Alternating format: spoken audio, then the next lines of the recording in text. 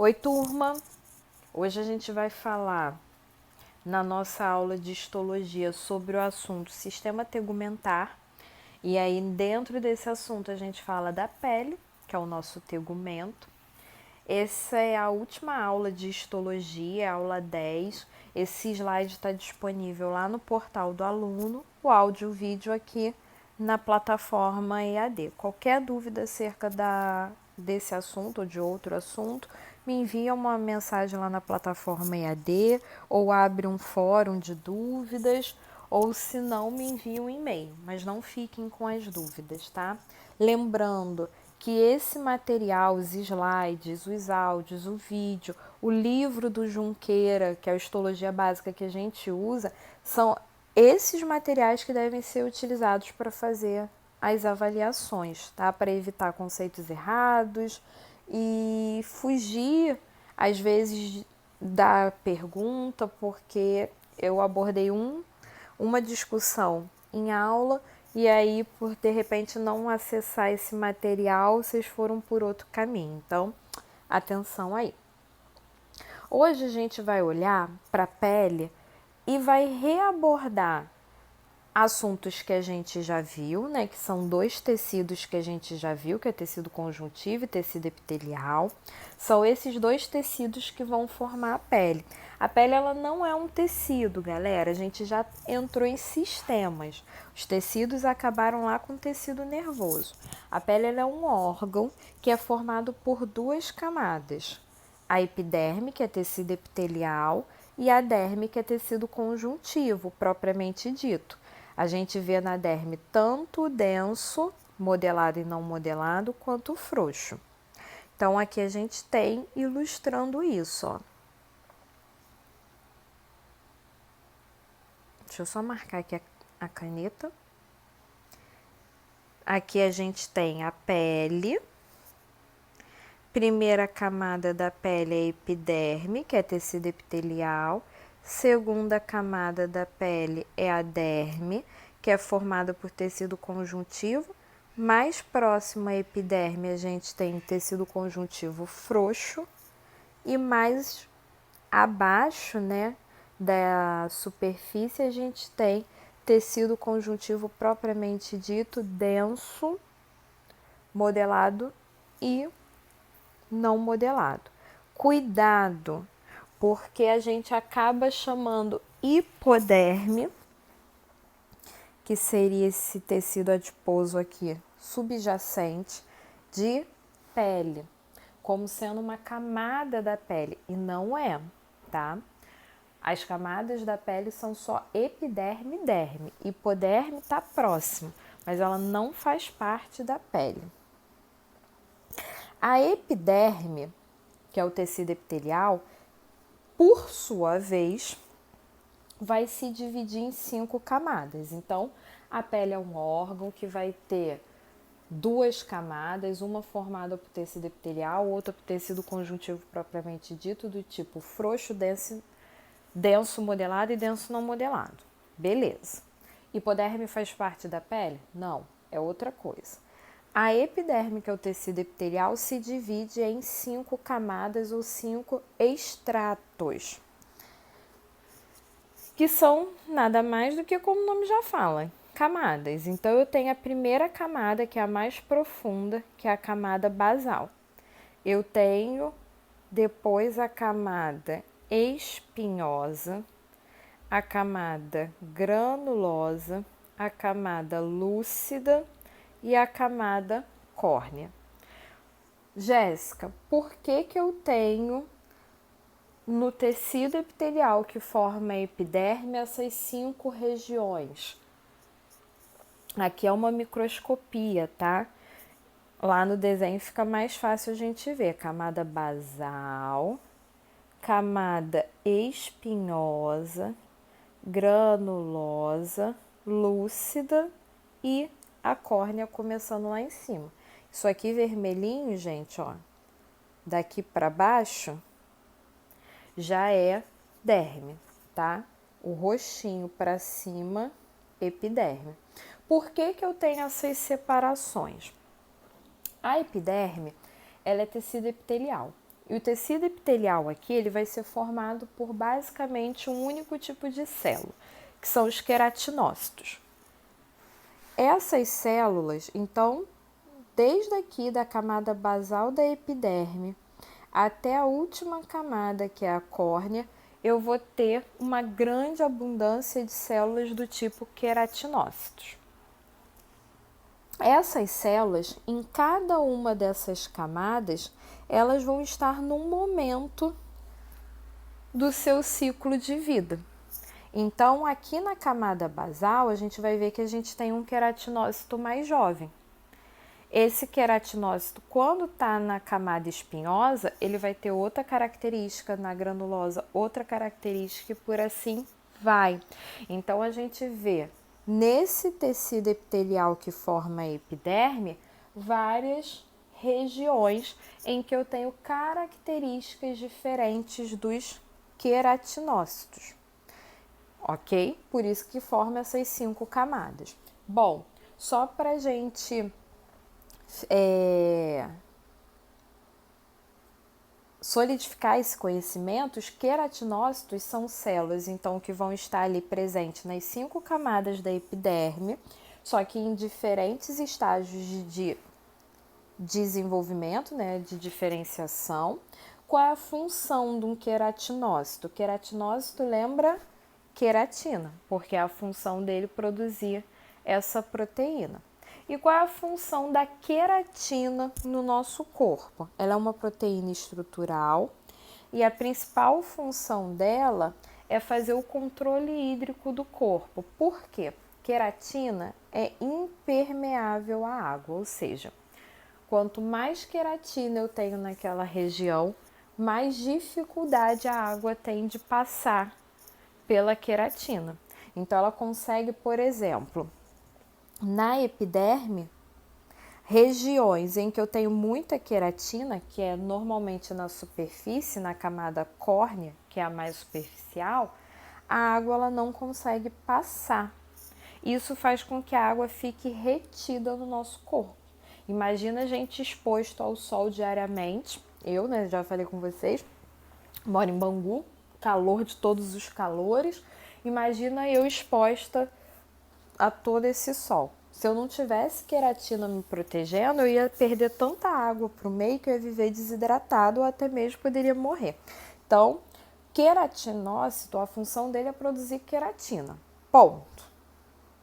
E a queratina, por sua vez, tem a função de reter água, né? Fazer esse controle hídrico no nosso corpo. Por isso que a superfície da epiderme é rica em queratina produzida pelos queratinócitos, ok? Na camada, então, vamos começar a estudar essas camadas. Qual é a característica da camada basal?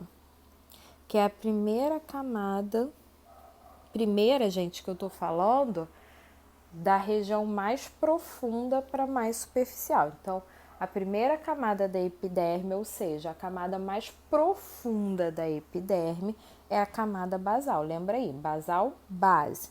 Como é que eu... E aqui na imagem, ó, ela tá marcada por esse pontilhado. Só para a gente se localizar aqui na imagem. Aqui em roxo, epiderme. Em rosa mais claro, tecido conjuntivo, derme. Primeira camada, ou a camada mais profunda da epiderme, que é a camada basal. Os queratinócitos que vão estar ali vão ter como característica uma grande capacidade de se dividir, de se proliferar. São queratinócitos jovens que estão em intensa divisão celular. Então, nessa camada, eu vou ter sempre uma renovação celular, células jovens se formando e renovando a epiderme. Ou seja, vocês já devem ter ouvido falar que a nossa pele, né, principalmente a epiderme, ela vai ter uma grande renovação celular, ela está sempre se renovando. Onde vai estar ocorrendo essa renovação celular? Na camada basal. É ali que células novas vão se formar e vão migrando cada vez mais para a superfície. Camada espinhosa, que é a segunda camada da epiderme, da região mais profunda para a superfície. Por que ela tem esse nome? Espinhosa. Porque os queratinócitos, quando estão nessa região da epiderme, eles adquirem na sua membrana, deixa eu dar um zoom aqui, ó. Isso é um queratinócito. Deixa eu diminuir para marcar. Ó, aqui eu tenho um queratinócito. O queratinócito, quando ele chega na região da epiderme, que a gente chama de camada espinhosa, ele vai ter expansões citoplasmáticas, ou seja, o seu citoplasma e a sua membrana emitem projeções que lembram a gente espinhos, que tem o intuito de aproximar mais ele do queratinócito vizinho, dando assim mais coesão, mais união a essa camada da epiderme. Então vamos ver aqui o desenho, ó. Aqui a gente tem camada basal, intensa proliferação de queratinócitos, divisão celular formando, ó, queratinócitos novos. Para renovar essa camada, a gente tem em média a epiderme se renovando a cada 15, 30 dias. Ou seja, células todas novas ali. A camada espinhosa, esse queratinócito, ele vai ter o seu citoplasma e a sua membrana, em vez de ser assim bonitinho, ele começa a emitir projeções que lembram pra gente o quê? Espinho. Qual o intuito dessas projeções? Unir ele ao queratinócito vizinho, dando coesão. Isso vai fazer com que a epiderme ela fique mais resistente ao atrito. Sabe por que quando mãe belisca a gente, não sai um pedaço da pele? Porque quando a gente esbarra nas coisas, a gente até rala, mas não leva um pedaço da nossa pele junto, não normalmente, né? Porque as células ali estão bem coesas. Uma das estruturas que ajudam a manter essa coesão é as expansões citoplasmáticas dos queratinócitos ali na região espinhosa. Então, cuidado, gente. Cuidado para a gente não ser literal demais. Eu posso dizer que uma célula tem espinho? Espinho é uma estrutura que se forma em planta por causa de uma alteração na folha, não tem nada a ver. Célula não tem espinho. Ela tem uma estrutura que lembra um espinho, que na verdade é só uma forma que a membrana e o citoplasma vão adquirir. Próxima camada. Então, ó, a gente viu basal. Ó, essa região aqui com esse branquinho é a espinhosa. E quando a gente começa a ter essa região mais pigmentada, os queratinócitos estão ali na região granulosa. Qual é a característica dos queratinócitos na camada granulosa? O citoplasma deles começa a ficar repleto de grânulos. Grânulos são vesículas, bolsinhas cheias de substância. Substâncias essas que podem ser, por exemplo, lipídios, que vão ajudar a reter água também na epiderme. Então, aqui, ó, camada basal, ó, espinhosa com as projeções, tá vendo? De citoplasma dos queratinócitos, camada granulosa, queratinócitos com seu citoplasma cheio de grânulos, de bolsinhas contendo substâncias que são necessárias para a pele. Próxima camada, camada lúcida. O que a gente tem que pensar, gente? O nosso queratinócito, ele se formou aqui na camada basal. A gente até vê que a pessoa que fez o desenho, ela teve esse cuidado de colocar as células se dividindo para trazer essa informação de que naquela camada novas células vão estar se formando.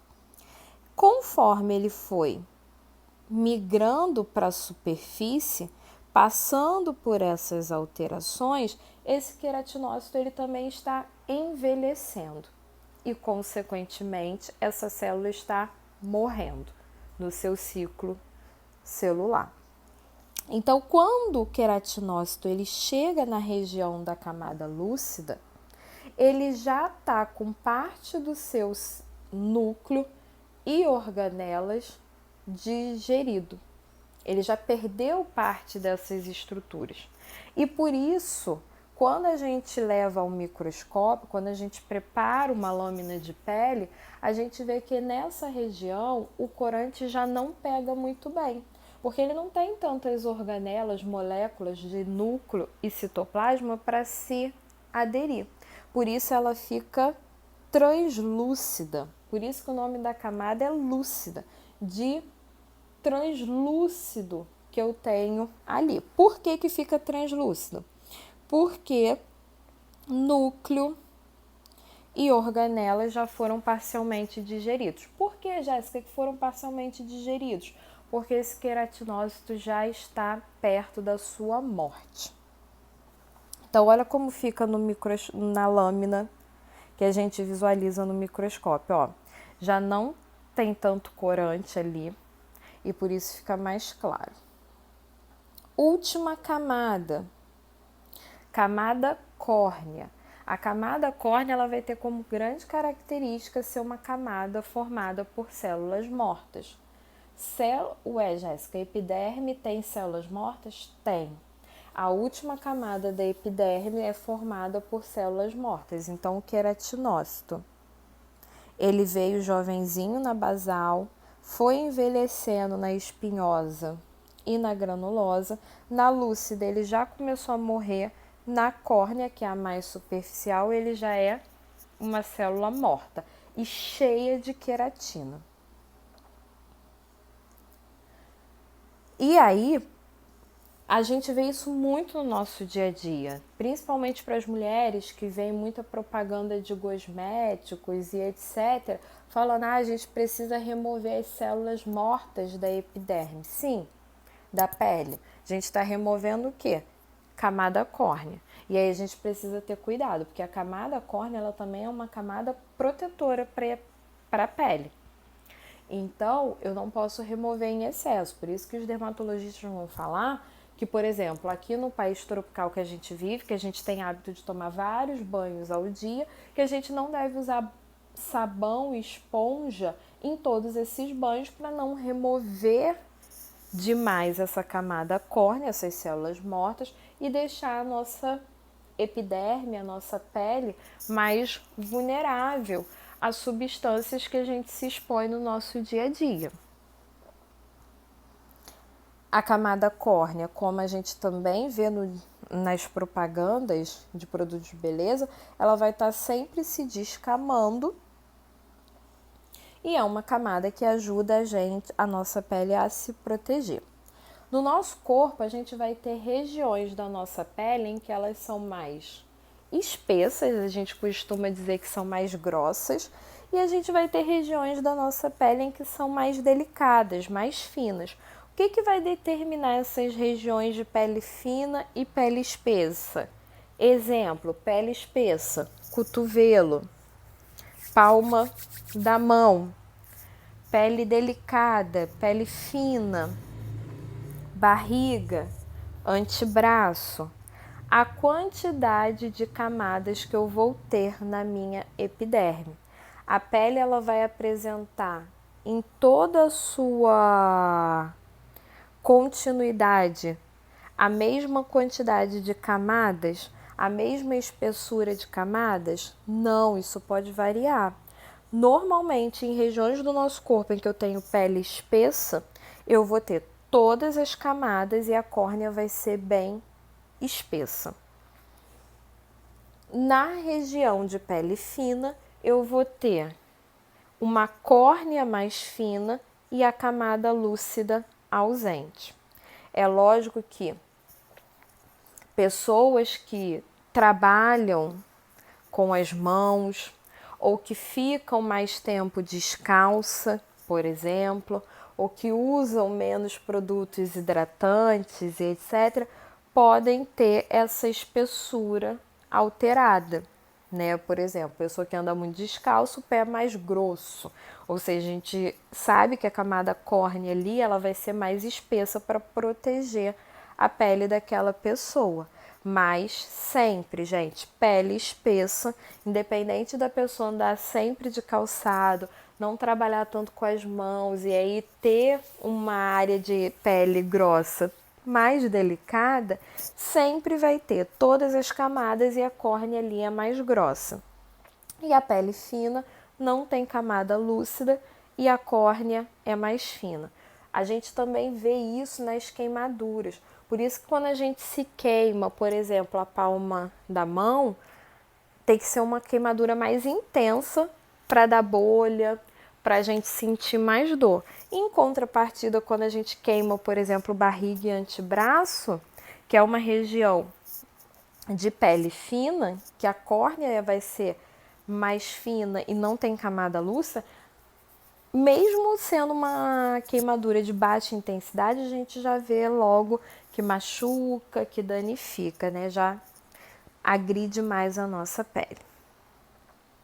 Além da epiderme ser formada por queratinócitos, que é o que vai estar ali abundante nessa imagem aqui, ó, só para vocês terem noção, todas as células em tom de amarelo são queratinócitos, em vários graus de diferenciação. Jovem, com projeções citoplasmáticas, com grânulos, já morrendo. Então a gente vê que a epiderme, a célula que vai predominar é o queratinócito. Mas a gente também pode ter ali na epiderme outras células. E aí eu quero falar um pouquinho dessas células, que são os melanócitos, as células de Merkel e as células de Lange. Melanócitos, eles vão estar na camada basal. E a função deles é produzir melanina. Qual é a função da melanina no nosso corpo? Proteger o nosso corpo contra raios ultravioletas, que são emitidos pelo sol.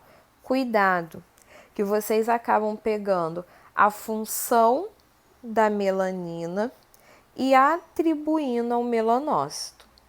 O melanócito sozinho, sem produzir melanina, ele não consegue proteger o nosso corpo contra os raios ultravioletas. Como assim, Jéssica? Vamos ver uma patologia, albinismo. O albino, ele tem melanócito no corpo dele. O problema é que esse melanócito, por um defeito funcional durante o desenvolvimento intrauterino, ele não tem a capacidade de produzir melanina. Então o albino ele tem o melanócito, mas ele não tem a melanina. Ele está protegido contra os raios ultravioletas? Não. Porque o melanócito sozinho não consegue proteger ele. Então a gente vê que pessoas albinas são muito mais suscetíveis a doenças de pele, a câncer de pele e por aí vai. Mesmo tendo melanócito. Então lembre, o melanócito, a função dele é produzir melanina. A melanina é que vai proteger a nossa pele dos raios ultravioletas. Não adianta eu ter o melanócito e não ter a melanina. Então cuidado, principalmente quando a gente está falando algo em alguma apresentação ou na escrita. Vitiligo é um outro exemplo.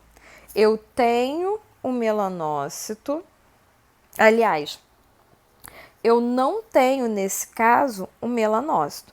Por algum motivo, esse melanócito, nessa região em que eu perco a pigmentação, o melanócito começa a morrer.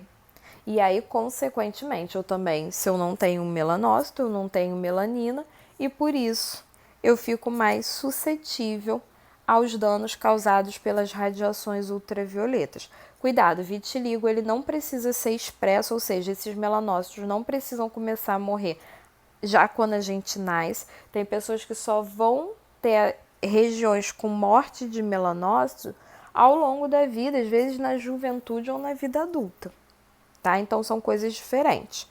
No vitiligo eu tenho morte do melanócito. No albinismo eu tenho melanócito, mas ele não consegue produzir melanina. Células de Lange. Aqui no desenho é essa célula roxinha. Aqui na imagem é essa com núcleo maiorzinho. Qual é a função da célula de Lange? É defesa.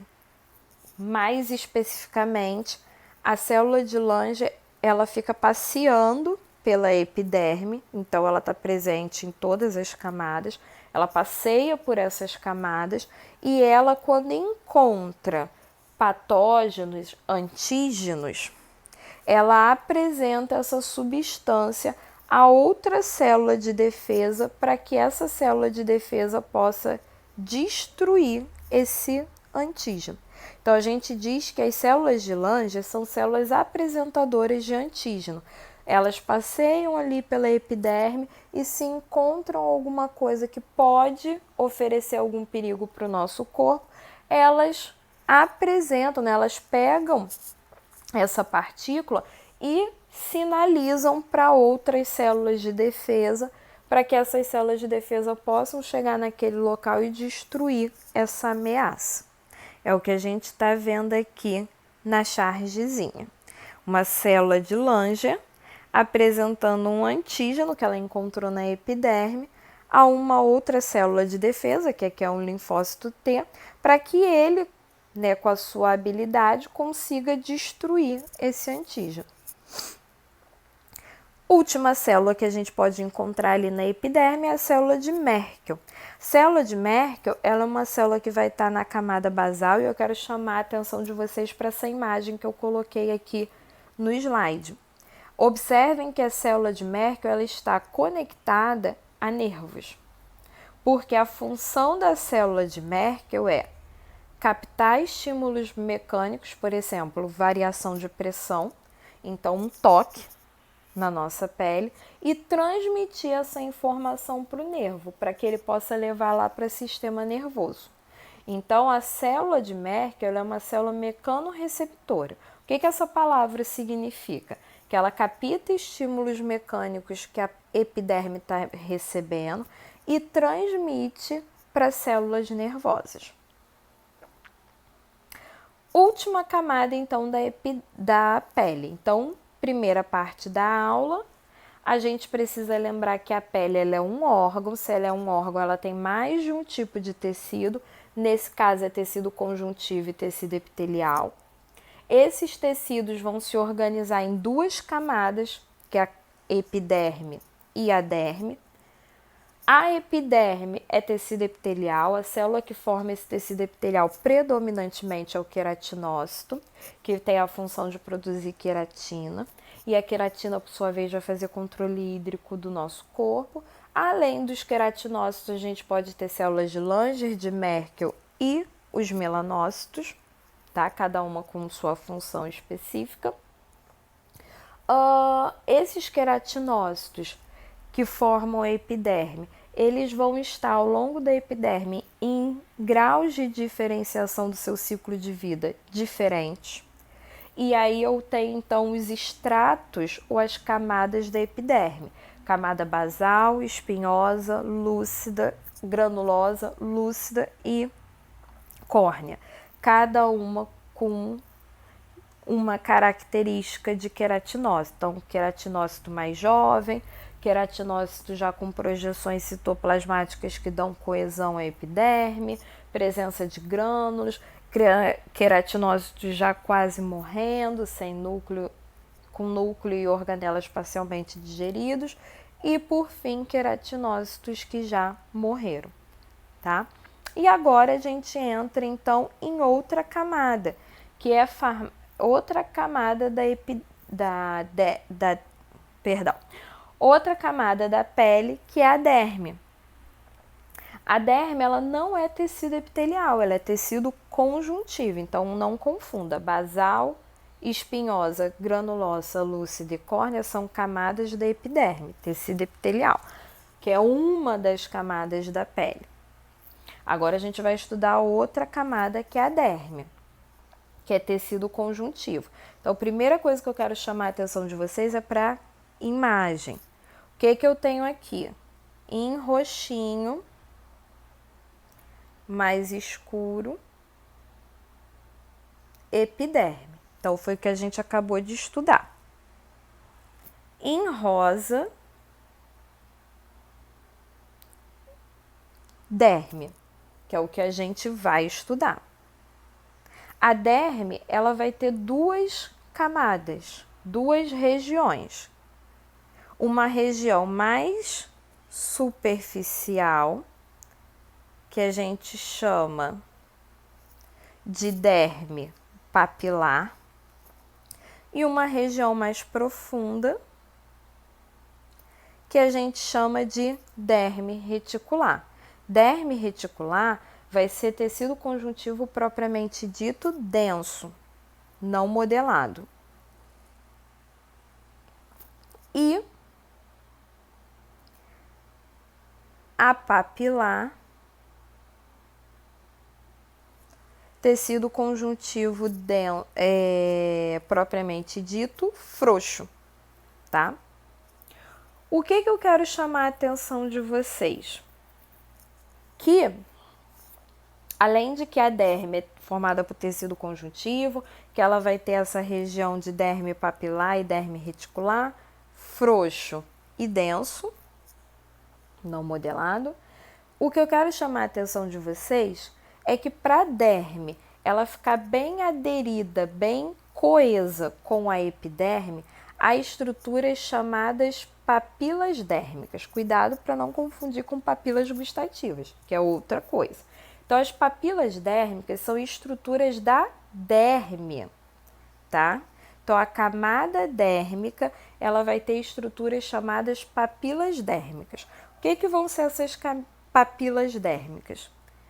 Ao invés da derme ela ser só retinha, na região em que ela se encontra com a epiderme, ela emite projeções, tá? Que a gente chama de saliências. Então, você vê que no encontro da derme com a epiderme, ela se eleva para dentro da derme, da epiderme, ó. Essas projeções, essas saliências, elas são chamadas de papilas dérmicas. Então, todas essas voltinhas que a gente vê aqui, ó, de derme se projetando na epiderme, a gente chama de papila dérmica. E qual é o intuito dessa estrutura? Aumentar o contato entre derme e epiderme, fazendo com que elas tenham maior coesão. E por isso deem mais estrutura, mais unidade à pele. Não fique se desprendendo epiderme e derme, tá? Então, lembre, na derme a gente tem uma estrutura muito importante, que são as papilas dérmicas.